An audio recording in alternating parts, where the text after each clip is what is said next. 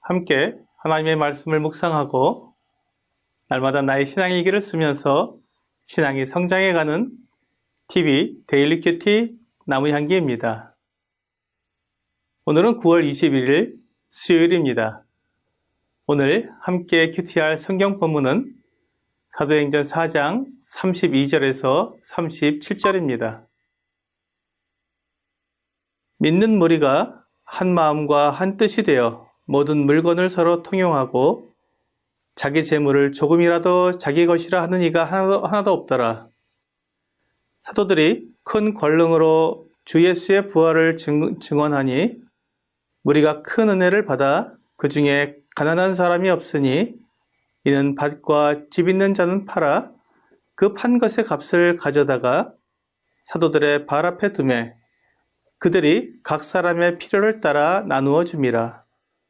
구브로에서 난 레위족 사람이 있으니 이름은 요셉이라.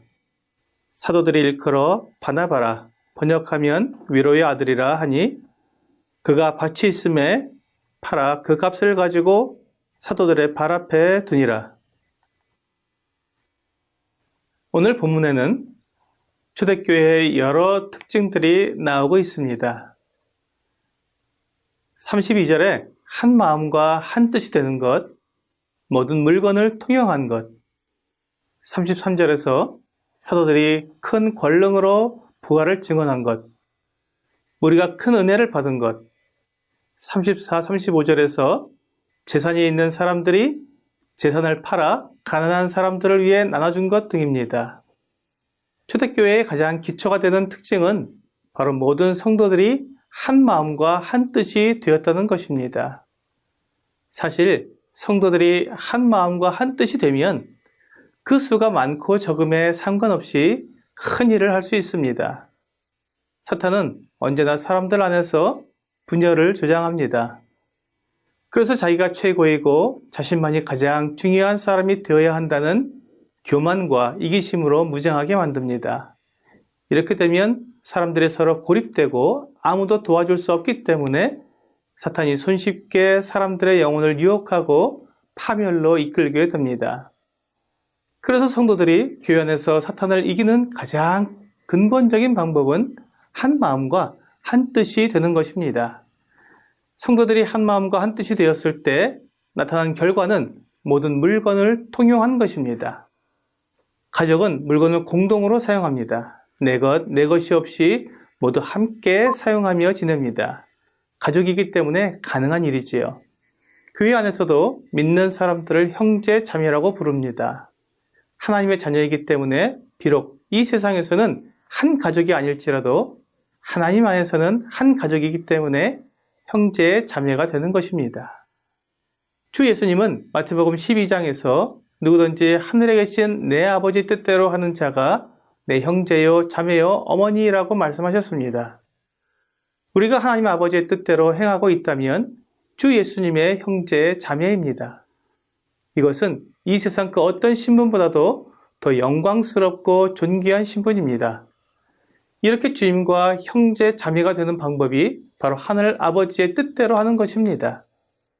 믿는 사람들이 모두 하나님의 뜻에 자기의 뜻을 맞추면 자연히 한 마음과 한 뜻이 됩니다. 교회 안에서 성도들이 다투고 분열되는 것은 하나님의 뜻대로 행하지 않기 때문이라는 것을 알 수 있습니다. 그래서 우리가 하나님의 뜻을 알고 그대로 행하기 위해 성경을 읽고 묵상하는 것입니다.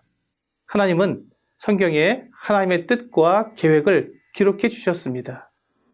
그래서 교회가 성경을 읽고 성경에서 가르치는 대로 행하면 초대교회의 모습처럼 한 가족이 되어 세상에서 볼 수 없는 놀라운 사랑의 광경이 펼쳐지는 것입니다.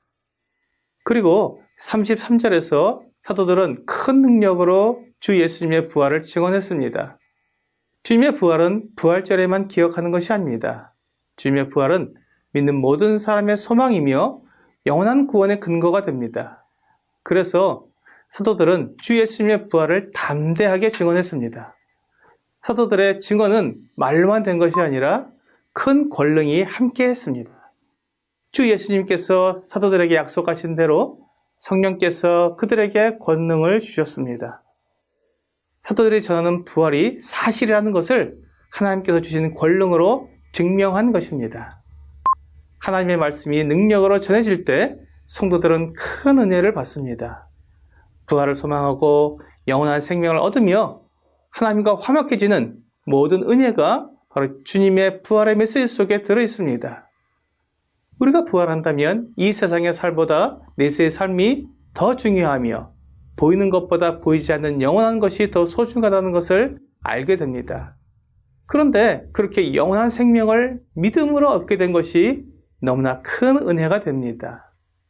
이 세상에서 성공하고 부유하게 되는 것도 은혜이지만 그것과는 비교할 수 없는 큰 은혜가 바로 영원한 생명이고 하나님과 화목하게 되는 것입니다.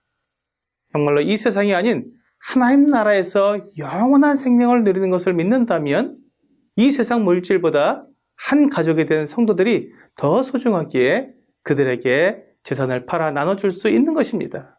이 일이 강요에 의해서 된 것이 아니라 자발적으로 된 사랑의 표현이기 때문에 매우 아름다운 교회의 덕이라고 말할 수 있습니다. 오늘 적용 질문을 보겠습니다. 내가 하나님께 받은 큰 은혜는 무엇입니까? 은혜는 내가 받을 수 있는 자격이 없지만 하나님께서 베풀어 주시는 호의를 말합니다. 사실 이 세상을 살아가고 있는 나에게 주어진 모든 것이 하나님의 은혜입니다.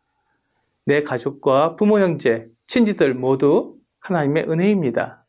건강과 나에게 있는 모든 것들이 다 은혜입니다. 그러나 그 중에서도 하나님의 가족이 되는 것은 모든 은혜보다 더 큰 은혜일 것입니다. 하나님의 원수였던 내가 하나님의 사랑을 받는 한 가족이 되는 것은 결코 내 행위로 이룰 수 없기에 하나님께 감사할 수밖에 없습니다. TV 데일리 큐티 나무의 향기는 성경을 읽고 날마다 나의 신앙일기를 쓰면서 믿음이 성장하도록 돕는 큐티 시간입니다.